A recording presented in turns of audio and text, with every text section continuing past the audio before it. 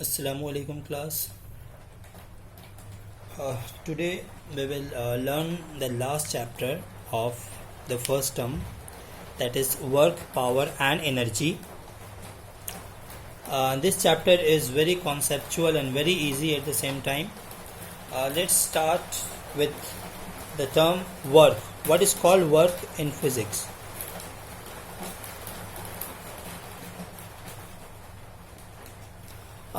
As we know that this work we use in our daily life, that work is something that gives us money ना. Work क्या होता है? मतलब काम. हम लोग किसको काम बोलते हैं? ऐसा चीज को जो जिससे हम लोग को कुछ पैसा मिलता है उसी को हम लोग बोलते हैं काम, है ना. But in physics this term work has a very different meaning. Okay, what is called work? Work means, suppose when you are applying a force on a body and that body moves due to that force. Okay, when you are applying a force on a body and the body moves some distance due to that force, then some work is done. Now that is called a work. Okay, am I clear? तो work क्या होता है? अगर किसी body पे force लग रहा है और इस फोर्स की वजह से वो बॉडी मूव किया, तब हम लोग बोलेंगे कि वर्क हुआ है. ठीक है. अगर ऐसा हुआ कि फोर्स लगा है फिर भी वो बॉडी मूव नहीं किया, जैसे कि मान लो कोई बॉडी बहुत भारी है, ठीक है, उसको तुम पुश कर रहे हो तो फोर्स लगा रहे हो, लेकिन वो बॉडी अपना जगह से हिला नहीं, यानी कोई भी डिस्प्लेसमेंट नहीं हुआ, है ना, तब क्या बोलेंगे? क्या वर्क हुआ? नहीं, अब कोई वर्क नहीं हुआ. ठीक है. तो वर्क मतलब क्या होता है? तुम किसी बॉडी पे फोर्स लगाए और वो बॉडी मूव किया, that's called a work. Am I clear? तो वर्क का डेफिनेशन क्या होता है लिख रहे हैं. तो होप अभी तक एटलीस्ट इतना समझ में आ गया होगा कि वर्क क्या होता है. What is work? I have given a definition here. When a body moves some distance due to some force, okay, except perpendicular direction of the force, then work is done. Okay, when is a work done? When a body moves some distance due to some force. किसी force की वजह से अगर कोई body move करता है तब हम लोग बोलते हैं कि वर्क हुआ है. अच्छा, लेकिन एक एक्सेप्शनल केस है. What is that exceptional case? If the body moves in the perpendicular direction of the force, then the work is not done. That is called a zero work. Am I clear? I will come to this later in the example. Okay, but for the time being you have to just understand that if a body moves due to some force except the perpendicular direction of the force, then work is done. Okay, and how is this work measured? This is measured by the product of the force acting on the body and the displacement caused in the body in the direction of force. Okay, what is the meaning of in the direction of force? I'm explaining you. Okay, listen. Suppose मान लो एक body है, ठीक है, clear. तो इस पे एक force लगा, ठीक है. सपोज इसको बिल्कुल साइड में फोर्स लगा, यहाँ पर एक फोर्स लगा F, ठीक है. तो ये जो बॉडी है, सब फॉर एग्जांपल में बता रहे कि मान लो ना ये कैरम का एक गोटी है, ठीक है, और पीछे स्ट्राइकर है. तो स्ट्राइकर इसको बिल्कुल साइड में इसको मार रहा है. तो अगर साइड में मारेगा तुमको पता है कि कैसे जाएगा, थोड़ा सा वो तिरछा जाएगा, है कि नहीं. मान लो वो यहाँ पे गया, यहाँ तक पहुंचा, ठीक है. तो यहाँ पे डिस्प्लेसमेंट क्या हुआ? ये डिस्प्लेसमेंट हो रहा है ना, ठीक है. तो यहाँ पे जो वर्क हुआ है, हाँ यस वर्क हुआ है. क्यों वर्क हुआ? क्योंकि इस बॉडी पे एक फोर्स लगा है जिसकी वजह से क्या हुआ, इस पे एक डिस्प्लेसमेंट हुआ है ना. अच्छा, और एक चीज ये भी देख लो कि ये जो डिस्प्लेसमेंट है ये परपेंडिकुलर डायरेक्शन में नहीं हुआ, मतलब फोर्स यहाँ पर है और डिस्प्लेसमेंट क्या ऐसे हुआ है? नहीं, ऐसा नहीं है, ठीक है ना, एक डायरेक्शन में है ना, ठीक है. कुछ भी एंगल है यहाँ पर. तो ये तुम्हारा एक वर्क हुआ है. और वर्क को हम लोग कैसे मेजर करेंगे? It is the product of force, यानी ये फोर्स इनटू द डिस्प्लेसमेंट. कौन सा displacement? In the direction of force, यानी फोर्स के डायरेक्शन में. तुम लोग जो डिस्प्लेसमेंट लेंगे, क्या ये वाला लेंगे? नहीं, ये नहीं लेंगे. फोर्स के डायरेक्शन में कौन सा डिस्प्लेसमेंट हो रहा है? तो देखो ये जो बॉडी यहाँ पे मूव किया है, तो अगर हम लोग फोर्स के डायरेक्शन में अगर हम निकालेंगे तो क्या होगा? बस इतना ही होगा ना, है कि नहीं. मतलब यहाँ से एक परपेंडिकुलर अगर एक हम ड्रॉप करेंगे तो उस परपेंडिकुलर के अंदर जितना लेंथ आएगा, बेसिकली यही मेरा क्या होगा? This is the displacement in the direction of force. बात समझ में आ रही है? ठीक है. तो इसी को अगर मान लो हम ये जो डिस्टेंस इसको मान लो हम लोग बोल रहे हैं S, ठीक है. तो ये जो F इंटू S, इसी को हम लोग बोलते हैं वर्क, ठीक है ना. तो ये जो एंगल है दोनों के बीच में, इसको मान लो इस एंगल को हम लोग ले लिए थीटा, मतलब फोर्स के बीच में एंगल और जो डिस्प्लेसमेंट है उसके बीच में एंगल है मान लो थीटा, ठीक है। तो बात समझ में आया। तो वर्क हम लोग यहाँ पे क्या बोलते हैं, वर्क का डेफिनेशन क्या होगा, work is equal to force into displacement. कौन सा डिस्प्लेसमेंट, अलोंग द फोर्स, यानी फोर्स के डायरेक्शन में जो डिस्प्लेसमेंट होता है उसको हम लोग कैलकुलेट करते हैं वर्क को मेजर करने के लिए, ठीक है। बात समझ में आया। तो इसका बहुत सारा, इसका देखो तो वर्क का दो टाइप होता है, ठीक है। एक होता है पॉजिटिव वर्क और एक होता है नेगेटिव वर्क, ओके। एक है पॉजिटिव वर्क, इसका एक और नाम है work done by the force, okay. So what is called positive work, listen. Positive work means if a body moves in such a direction that the angle between the force and its actual displacement is less than 90 degree but more than 0 degree, clear। अगर कोई body move किया force की वजह से, ठीक है, और उसमें के जो एंगल है वो 0 डिग्री या फिर 0 से मैक्सिमम कितना 90 डिग्री से कम, ठीक है। तो इसके बीच में अगर एंगल रहेगा तो उसको हम लोग बोलते हैं पॉजिटिव वर्क। मान लो एग्जांपल जैसे बता रहे हैं ना, ये जो बॉडी है इस पर फोर्स लगा, तो ये बॉडी कहाँ से कहाँ कहीं भी मूव करे, मतलब इतना ये या फिर यहाँ से कोई भी एंगल अप टू 90 डिग्री, ठीक है। तो यहाँ से यहाँ तक जितना भी पोजीशन में बॉडी कहीं भी जा सकता था, ठीक है। तो कहीं भी जाएगा तब क्या होगा, ये मेरा क्या हुआ, इसको बोलेंगे हम लोग पॉजिटिव वर्क। पॉजिटिव वर्क का मतलब क्या होता है, अगर बॉडी का डिस्प्लेसमेंट फोर्स का बीच का एंगल 90 डिग्री से कम और 0 डिग्री या 0 डिग्री से ज़्यादा होता है, तब हम लोग बोलते हैं कि वो पॉजिटिव वर्क है। मतलब यहाँ पे क्या हुआ, जो थीटा है, थीटा इज लेस देन, मतलब तो देखो इसको हम इसको इस तरीके से लिखे हैं, if the angle between the force and the displacement is equal to or more than 0 degree but less than 90 degree then it is called a positive work, okay। जैसे कि यहाँ पे हम लिख दिए theta is less than equal to 0 degree, okay, sorry, theta is equal to greater than 0 degree but less than 90 degree, मतलब 0 1 2 3 4 5 6 7 जितना भी डिग्री हो, जितना भी एंगल हो, बट 90 डिग्री तक नहीं, मतलब 89 डिग्री तक भी होगा, 89 पॉइंट समथिंग, जितना भी 89 पॉइंट समथिंग जो भी हो, लेकिन 90 डिग्री नहीं होना चाहिए, ठीक है ना। तो 90 डिग्री से कम बट 0 डिग्री या 0 डिग्री से ज़्यादा, इसके बीच में अगर एंगल रहेगा डिस्प्लेसमेंट और फोर्स के बीच में, तब हम लोग उसको बोलते हैं पॉजिटिव वर्क, या फिर इसका एक और नाम है work done by the force, ठीक है। तो इसका एग्जाम्पल क्या होगा, जैसे कि मान लो if a body falls in the gravity, okay, if a body falls in the gravity, then suppose this is earth,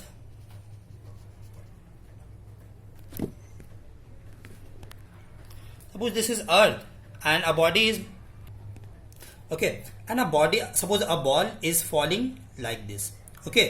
So why is this ball falling, because the gravitational force, so it means that there is a force acting on the body, and the body and there is some displacement in the body because the body is falling down, the body is moving now, okay. So there is some displacement and there is force, okay, and but what is the angle between them, this is the direction of displacement also now. So force and displacement both are in same direction, so the angle between them is 0 degree, so that is an example of a positive work or work done by the force. Am I clear?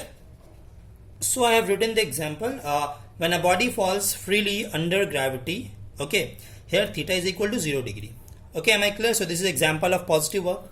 Next type of work is negative work, okay. Okay, so positive work is clear. Positive work means if a body moves in the direction of force, then that's called a positive work, and negative work means it is obviously clear, if the body moves against the force, okay, then that's called negative work, okay. What is the example, suppose ऐसा हो, I'm writing the condition.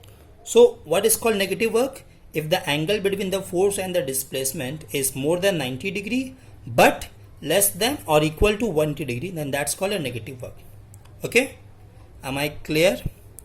Say for example यहाँ बता रहे कि suppose this is a ball and you're applying a force, okay, but the ball is moving anywhere between these two positions, this is the 90 degree, this is 180 degree ना, because it is just opposite, that's called 180 degree. Okay, so यहाँ से यहाँ कहीं भी अगर वो ball जाता, okay, किसी भी एंगल में जाएगा, so that's called a negative work, क्योंकि यहाँ जो displacement in the direction of force है that is against the direction of force.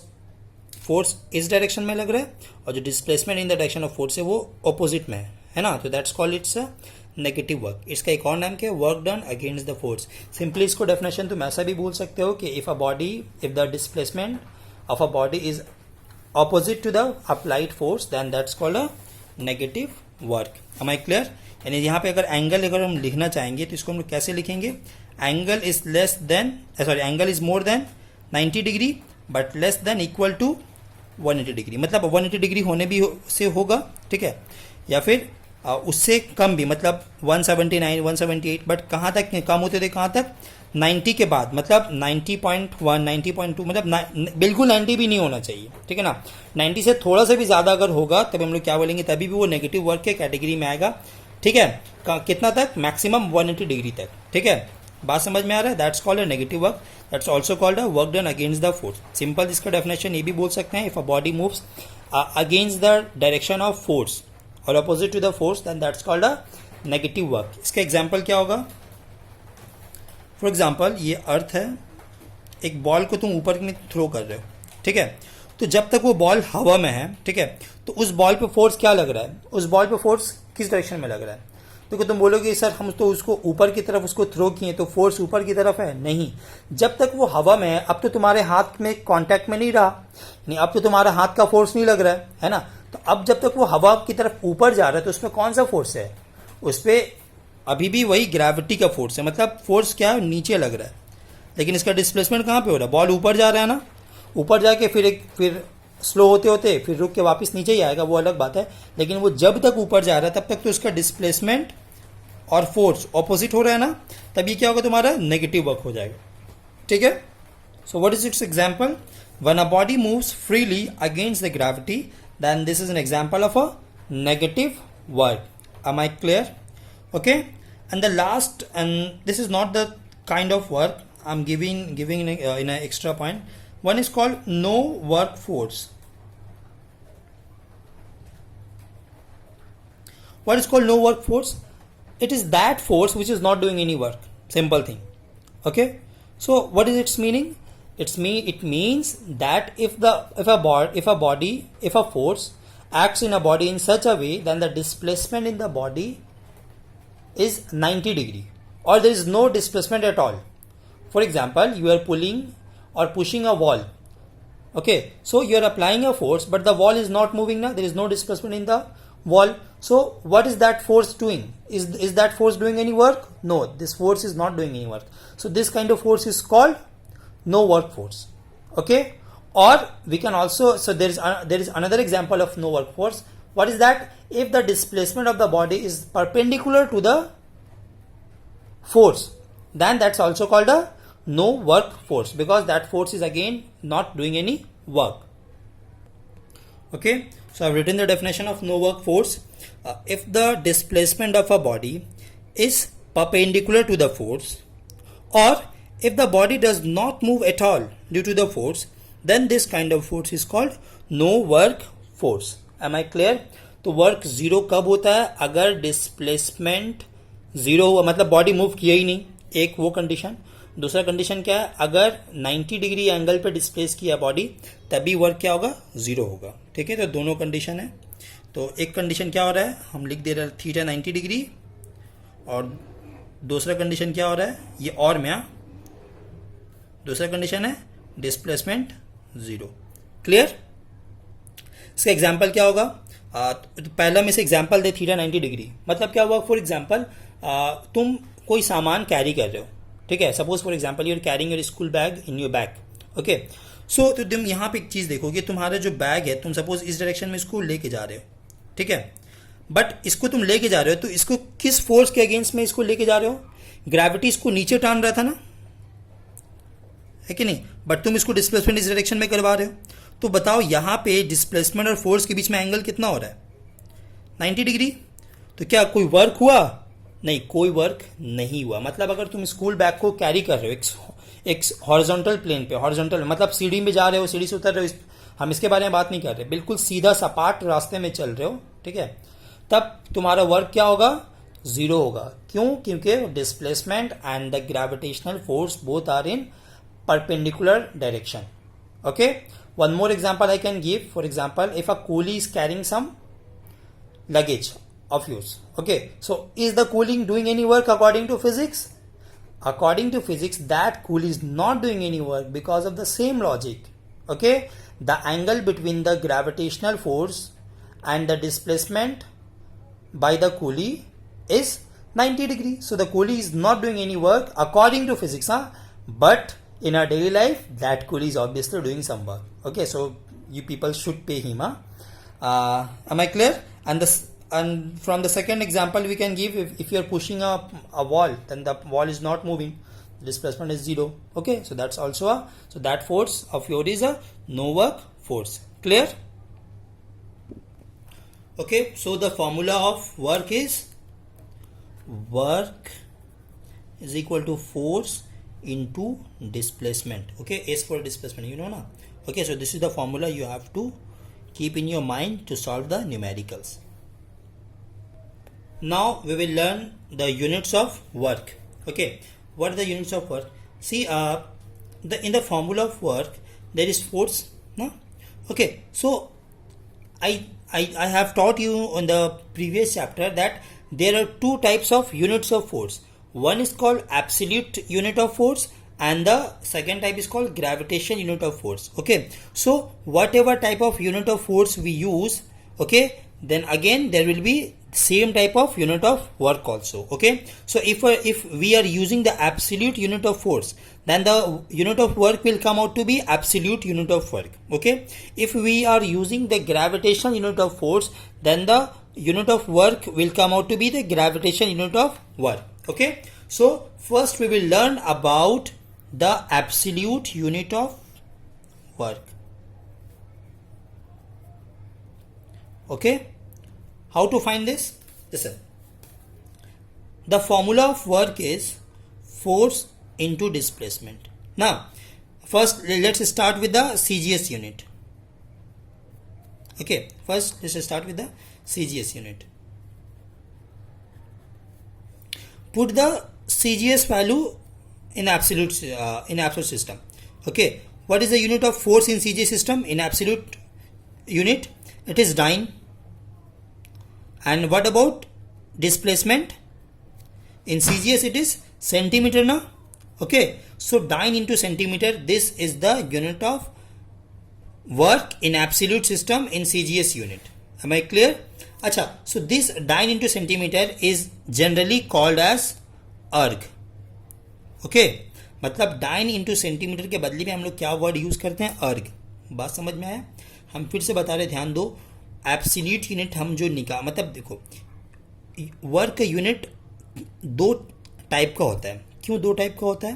जैसे कि देखो, वर्क के फॉर्मूला में फोर्स आ रहा है ना, तो फोर्स का दो टाइप का यूनिट होता है। एक एब्सोल्यूट यूनिट जिसमें न्यूटन डाइन आता है ना, और एक ग्रेविटेशन यूनिट जिसमें ग्राम फोर्स और किलोग्राम फोर्स आता है कि नहीं, या फिर ग्राम वेट या किलोग्राम वेट आता है। तो उसी हिसाब से, यानी फोर्स का तुम जैसा यूनिट यूज करोगे उसी हिसाब से वर्क का भी यूनिट उसका नाम पड़ेगा। अगर तुम फोर्स का एब्सोल्यूट यूनिट यूज कर रहे हो, तब वर्क का जो यूनिट होगा उसको हम बोलेंगे एब्सोल्यूट यूनिट ऑफ वर्क। अगर फोर्स का ग्रेविटेशनल यूनिट यूज कर रहे हो, ठीक है, तब उसको हम लोग बोलेंगे वर्क को ग्रेविटेशनल यूनिट ऑफ वर्क। ठीक है, सबसे पहले हम लोग आते हैं एब्सोल्यूट यूनिट ऑफ वर्क में। ठीक है, तो चलो हम लोग स्टार्ट करते हैं सीजीएस में। सीजीएस तो पहले वर्क का फॉर्मूला क्या होता है वो लिखो, फोर्स इंटू डिस्प्लेसमेंट। तो सीजीएस हम लोग निकाल रहे हैं, तो सीजीएस में फोर्स और डिस्प्लेसमेंट का जो यूनिट होता है उसको लिखते हैं। फोर्स का क्या होता है? डाइन होता है। डिस्प्लेसमेंट का होता है सेंटीमीटर। तो डाइन इंटू सेंटीमीटर, तो डाइन इंटू सेंटीमीटर नहीं बोल के हम लोग इसको शॉर्ट में क्या बोलते हैं, इसका एक नाम दिया गया, नया नाम दिया गया, अर्ग। ठीक है, सो अर्ग is the absolute unit of work in CGS system. तो अर्ग का डेफिनेशन क्या होगा? वन अर्ग का मतलब क्या हुआ? देखो, अगर फोर्स तुम्हारा फोर्स 1 डाइन है और डिस्प्लेसमेंट 1 सेंटीमीटर है, तो वर्क कितना होगा, 1 डाइन इंटू 1 सेंटीमीटर, है ना। तो 1 इंटू 1 ही रहेगा, डाइन इंटू सेंटीमीटर। तो डाइन इंटू सेंटीमीटर को हम लोग क्या नाम दिए, अर्ग नाम दिए ना। तो 1 अर्ग का मतलब क्या हुआ कि अगर 1 डाइन का फोर्स किसी बॉडी पे लगता है और वो उसको डिस्प्लेसमेंट करवाता है 1 सेंटीमीटर का उसी डायरेक्शन में, मतलब एंगल यहाँ पे कितना हो रहा है, 0 डिग्री, है ना। मतलब एक बॉडी पे, ठीक है, कितना फोर्स लगा, 1 डाइन का, और ये बॉडी मूव करके यहाँ से यहाँ आ गया, कितना दूर, 1 सेंटीमीटर, ठीक है, इसी डायरेक्शन में, ठीक है। तो यहाँ पे जो मेरा फोर्स हुआ, तो यहाँ जो मेरा वर्क हुआ वो कितना वर्क हुआ, 1 अर्ग वर्क हुआ। तो 1 अर्ग का डेफिनेशन क्या होगा, हम लिख रहे हैं। Okay, so I have written the definition of 1 dyne, 1 arc. What is called 1 arc for work? If 1 dyne force displaces a body by 1 centimeter in its direction, अगर 1 dyne का फोर्स किसी बॉडी पे 1 सेंटीमीटर उसको displace करवाता है उसी direction में, तब 1 arc वर्क कहलाता है, ठीक है। What is 1 arc work? If a 1 dyne force displaces a body by 1 centimeter in its direction, then that work is called 1 arc work. Clear? Okay, so ये तुम्हारा एब्सोल्यूट यूनिट था अर्क की सिस्टम में, सीजीएस में। अब हम लोग आते हैं एसआई सिस्टम में। ओके, एसआई सिस्टम में क्या होता है, अब हम लोग एसआई सिस्टम ले रहे हैं तो फोर्स और डिस्प्लेसमेंट का जो वैल्यू लेंगे वो भी एसआई सिस्टम वाले ही लेंगे, ठीक है। फोर्स का एसआई में क्या होता है, न्यूटन होता है, तो उसका वैल्यू मान लो ले रहे 1 न्यूटन। डिस्प्लेसमेंट का क्या होता है, एसआई में मीटर होता है, तो मान लो उसका वैल्यू ले रहे 1 मीटर, ठीक है। तो ये फॉर्मूला में पुट करते हैं, 1 न्यूटन इंटू 1 मीटर, 1 इंटू 1 1 ही रहेगा, न्यूटन इंटू मीटर, इसका एक नाम दिया गया जूल, मतलब न्यूटन इंटू मीटर को, इसको शॉर्ट में मतलब एक नया नाम क्या दिया गया है, इसको हम लोग बोलते हैं जूल। तो 1 जूल वर्क हो गया। तो 1 जूल वर्क का मतलब क्या हुआ, अगर किसी बॉडी पे 1 न्यूटन फोर्स लग रहा है जिससे वो बॉडी उसी फोर्स के डायरेक्शन में 1 मीटर मूव किया है, तब कितना वर्क हुआ है, 1 जूल वर्क हुआ। बात समझ में आया? What is 1 joule work? Same definition as that of arc. What is called 1 joule work? If 1 Newton force displaces a body by 1 meter in its direction, then 1 joule work is done. Same definition, just values will change. 1 dyne will change as 1 Newton, 1 centimeter will change as 1 meter. So I am not writing the definition of joule, of 1 joule. Okay? You can copy it yourself. Now we have learned that erg and joule both are the absolute units of work, but in different systems. Erg is in CGS, joule is in SI system. Okay, so what is the relation between them? So let's study with 1 joule. What is called 1 joule? 1 joule work means 1 Newton force into 1 meter displacement. Now that's called 1 joule. So basically we have to find the relation between SI and CGS system now. So this is SI system. So we will convert everything in CGS. Okay. So we will convert 1 Newton force into CGS. So now answer me, what is equal to 1 Newton? I mean 1 Newton force is equal to how much dyne force? 10 to the power 5 ना. I have told in the last class, है कि नहीं? मतलब हम यहाँ पे क्या बोल रहे हैं, बात समझो। बोल रहे हैं कि अर्ग और जूल दोनों तो SI, दोनों तो यूनिट है ना वर्क का, तो दोनों में क्या रिलेशन है, मतलब कितना जूल कितना अर्ग के बराबर होता है, ये हमको निकालना है। तो 1 जूल हम लोग लिखते हैं। 1 जूल का मतलब क्या होता है, 1 न्यूटन इंटू 1 मीटर, ठीक है। तो जूल SI में है और हमको निकालना है CGS में यूनिट, तो जितना भी SI वाला वैल्यू है सबको CGS में कन्वर्ट कर देते हैं। तो 1 न्यूटन को हम, मतलब न्यूटन को डाइन में कन्वर्ट करना होगा। यहाँ पे 1 न्यूटन है तो 1 न्यूटन कितना डाइन होता है, 10 to the power 5 डाइन के बराबर होता है इंटू 1 मीटर। तो मीटर को भी तुमको कन्वर्ट करना होगा सेंटीमीटर में, तो 1 मीटर कितना सेंटीमीटर, 100 सेंटीमीटर, है ना। तो इसको हम ऐसे लिख रहे हैं कैलकुलेट करके, देखो यहाँ 10 to the power 5 है और यहाँ 100 है, मतलब इसको ऐसे लिख सकते हैं ना 10 to the power 2, मतलब 10 के स्क्वायर, है ना। तो पावर अगर दोनों का, मतलब देखो दोनों का बेस सेम रहेगा, यहाँ पे 10 to the power 5, here it is 10 to the power 2. Okay, so base is same, so we can add the power now. So it will come out to be 10 to the power 5 plus 2 7. It will be dyne into centimeter. Okay, so in the last page we have learned dyne into centimeter is equal to erg na. So this is the relation. So 1 joule is equal to 10 to the power 7 erg. Okay, or you can write it like this also, 1 erg is equal to 10 to the power minus 7 joule. Clear? So this for today it is that's it for today. You people should start reading it from the book, and inshallah in the next class I will move further. Okay, thank you.